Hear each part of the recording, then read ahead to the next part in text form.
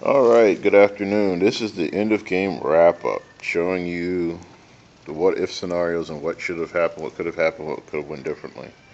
Alright, before we complain about the composition of the Imperial Guard forces, this was a unit unescorted by troops, aged defense lines, or anti-aircraft firearms, or flyers of their own. This was a tank column that was charging through the city to mount a desperate defense against Tau forces encroaching upon area in the city. So, what could have we done differently? So I'm going to demonstrate. Here's a makeshift void shield generator.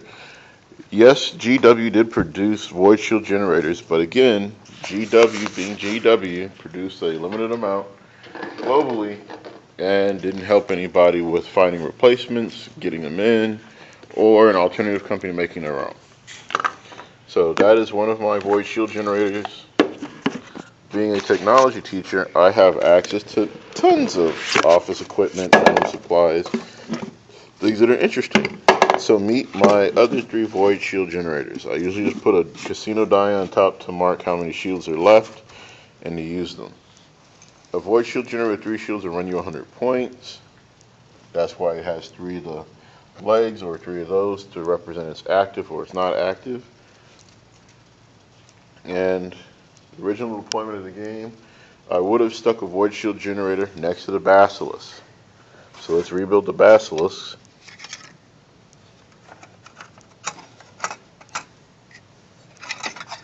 I'm not matching them up on purpose, I'm kind of in a rush. So what I would have done in the beginning of the game is I would have taken a void shield generator and put it between the Basilisk and the Lehman Russes. Why?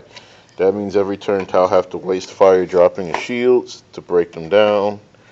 So the Lehman Russes would have survived a couple of D weapons and some other problems coming in, especially the flyer D weapon. Now, what could have happened with the Lehman Russes? I mean the Bane Blades, not Lehman Russes. Wow, that's a massive foul palm. I apologize to the people watching.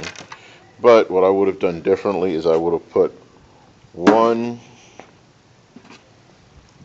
2 void shields over here to give them 6 shields against the Riptides. That means the Riptides would have had to have support from the flyers and everything else just to slow down the Bane Blades.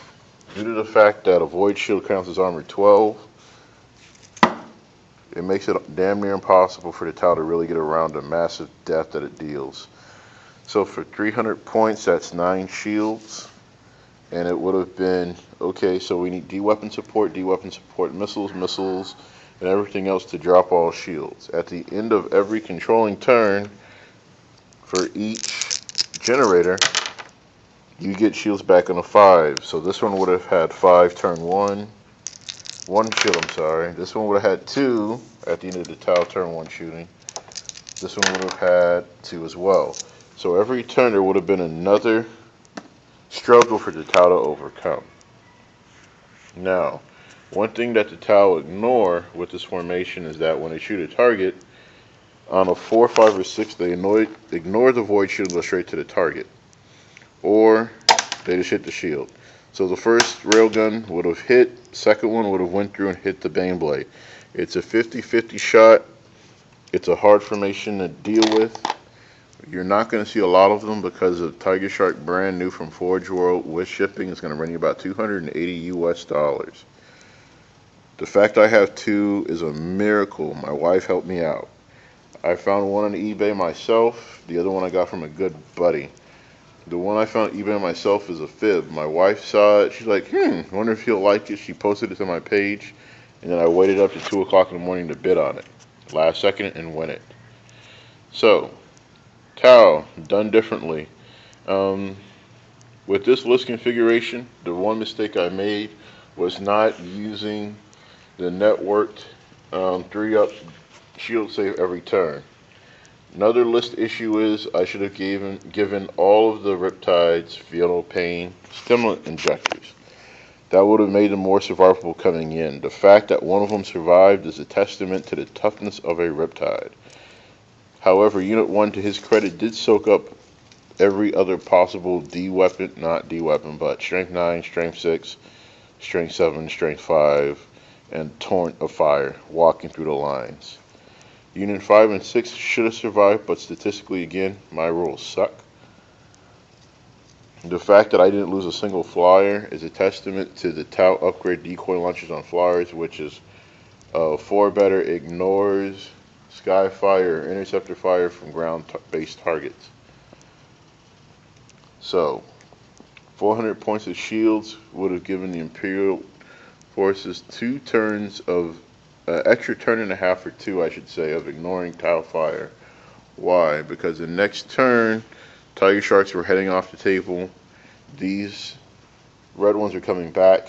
With inside the bubble of 12 inches, nothing would have stopped the bomb formation or the missiles, the rear rifles from the drones. Of course, the drones aren't here, coming in. But versus the Riptides, that would have held them back until the Riptides were in range to charge. So, questions, comments, queries, please post them. Let's discuss this. What do you think about the videos, the series? And I'll do another one with a different configuration design specifically for bombing out vehicles and anti-aircraft. And I will also use tank, Tau, hammerheads, and sky rays to show you how Tau deal with enemy flyers. I'll have to work with someone who has a large number of flyers so you guys can have the alternative perspective. Thank you for watching. Kikai no Naka no Akuma.